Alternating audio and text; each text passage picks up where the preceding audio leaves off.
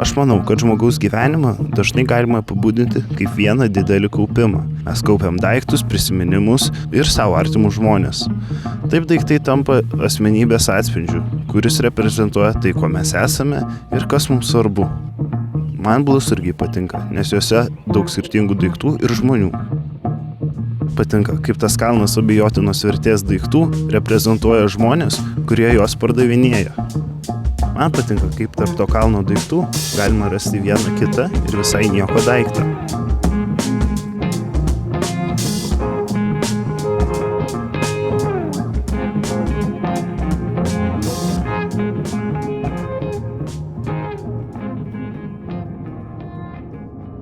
Po to man kažkur tai buvo liūdna namuose, kadangi šeima mano vaikai tiksliau užsieny, vyras mirė.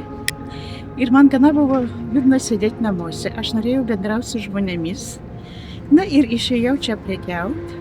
Įsigijau naujų draugų, ateina bendraujančių, ateina tik labai tikrai iš vienos pusės gailiuosi, kad nemoku anglų kalbos.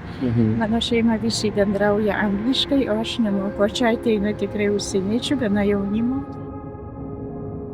91 metai ir sąjungos nėra. Na, aš norėjau čia atvažiuoti. Namo. Jinai nenorėjo čia važiuoti, jinai iš Panevėžio. Sakau, kur važiuosim? Į Rusiją nevažiuosim, ten ne mūsų. Na, čia, sako, nenorėjo pas savus važiuoti ir pas mane nenorėjo. Na, ten ir liko. Na, ir ten pradėjau labai gerti. Jau taip, kad... Na, ir paskui taip ten išsiskyrėm. Aš vienas likau. Atvažiavau čia namo jau 97 ar 8, a 96 išėjau į pensiją.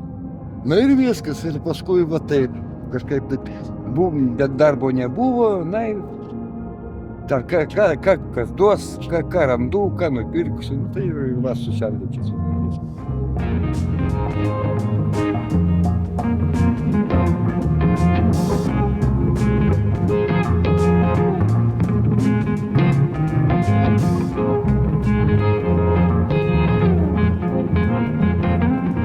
Ačiū, man pensijos užtenka, tikrai užtenka. Aš nesiskundžiu, kaip kiti skundžiasi, kad mažai, man tikrai užtenka.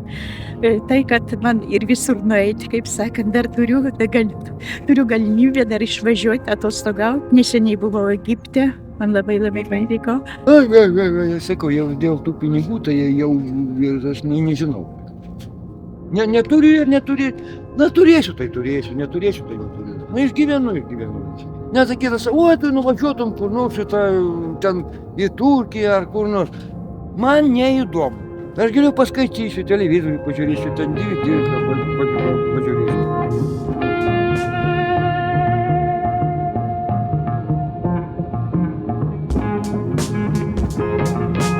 Mėgstu, tegul ten detektyvų, bet ir ten galima rasti. Ten kas pasakė, pavyzdžiui, ir faktus kokius nors ten baivykas, bet vis tiek kažką tai vadinti. Ar skaityti Kantą, ten kokį Zaratustrą ar ten Freidą. Gerai, aš galiu sau, pavyzdžiui, sau, taip. Kada tu, pavyzdžiui, tokioje aplinkybėje, tai o čia pakalbėti apie ką. Na, aš su savimi čia atsiprašau. Tikrai aš galiu pasakyti, kad yra net ir gydytojų, kurie dabar prekiauna, nes ir viskai nusibosta namuose sėdėti. Yra tikrai aukšto lygio žmonės, kuriais labai malonu bendrauti.